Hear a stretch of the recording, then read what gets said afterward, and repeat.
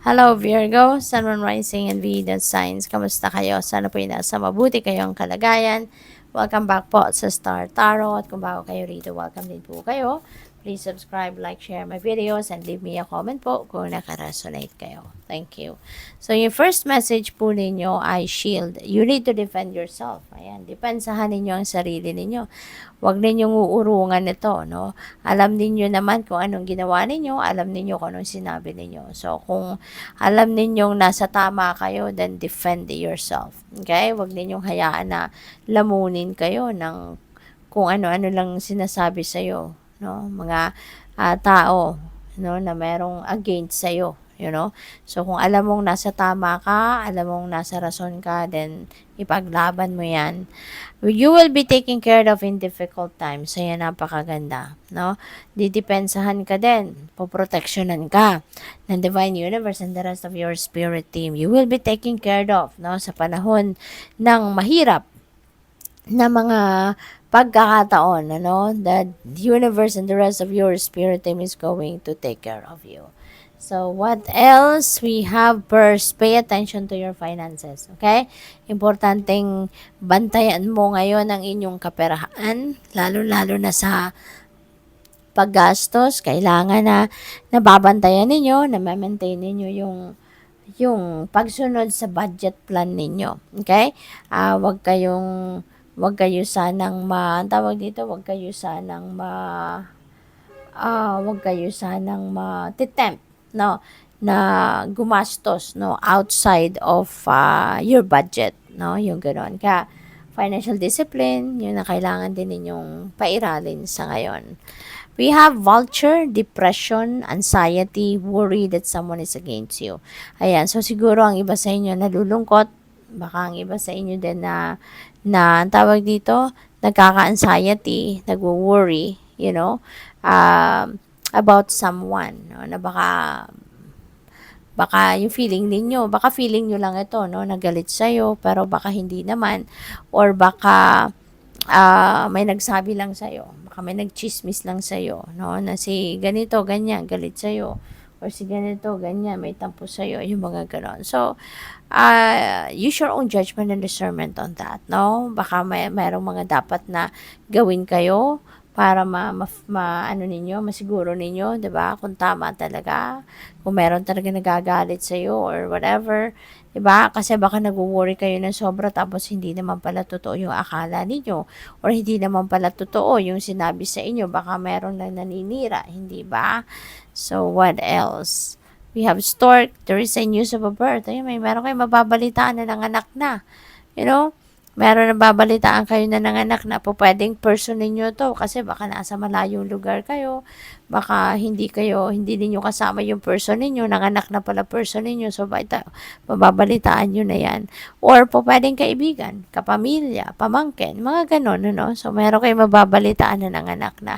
Or po pwede rin na merong balita of a new business opportunity, no? Baka meron ditong baka meron kayong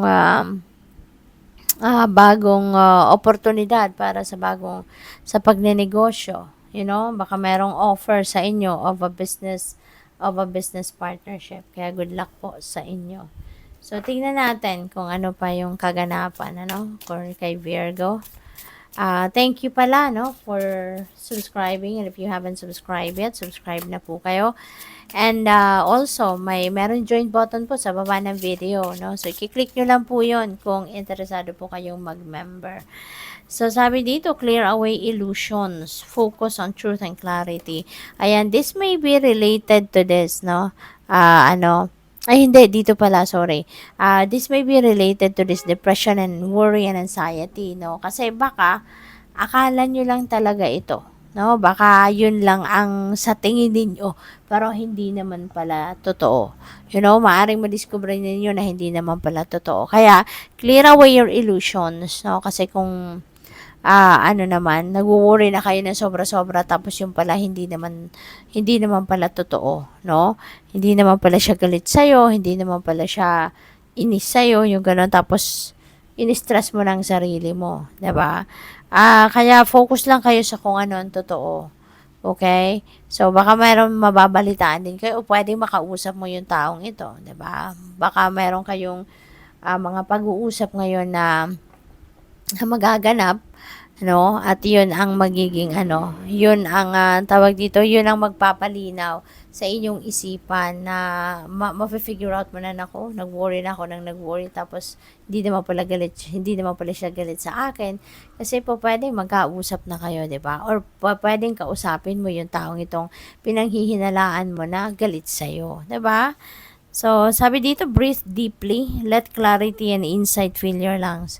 Ayan, hinga malalim, no? Kapag tayo nai-stress, no, Virgo, kapag nai-stress ka, unang-una mong gagawin, take a deep breath. Okay? Take a deep breath. Napaka-effective way yan, no? Walang gastos, walang bayad, 'di ba? Few minutes lang kailangan mo dyan na gastusin and then marerelax ka na. So, take a deep breath, 'di ba?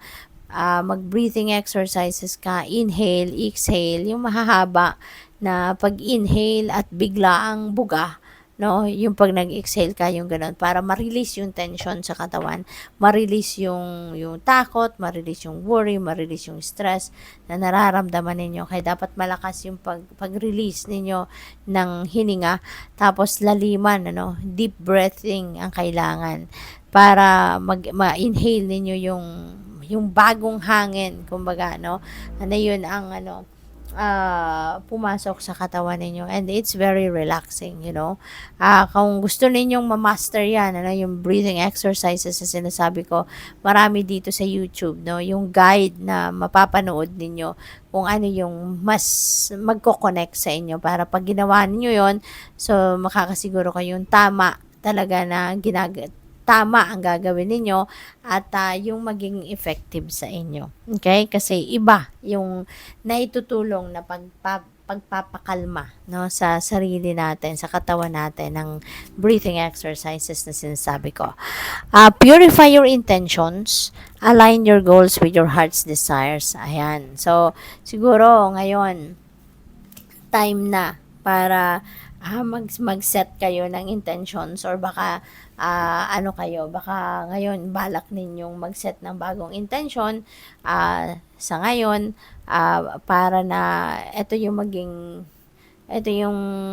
magiging gabay ninyo kung ano na ngayon yung magiging goal ninyo, ano na mga steps na gagawin ninyo, 'di ba? Kung ano yung gusto ninyong mangyari at a certain period of time. Ang importante, pag nag-set kayo ng goal, 'di ba? Pag nag-set kayo ng intentions, no? So dapat i-align ninyo yung sarili ninyo, yung energies ninyo with these goals and intentions ninyo, para yun talaga ang mapag-focusan ninyo, and do not allow the distractions, no, na yun ang kumuha ng oras mo, kasi paminsan, 'di ba, nadidistract din tayo, tao lang tayo, pero focus lang kayo sa inyong goals para tuloy-tuloy, no, at mas mabilis ninyong makamit ang mga goals na ito. So good luck sa iyo. Thank you for watching. Love and light. Namaste.